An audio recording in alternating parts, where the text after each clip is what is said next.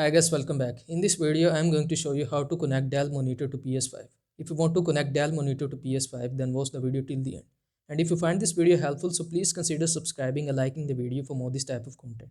If you want to connect Dell monitor to PS5, then we need to follow some steps. First, insert one end of the included HDMI cable into the HDMI output on the rear of the PS5 console.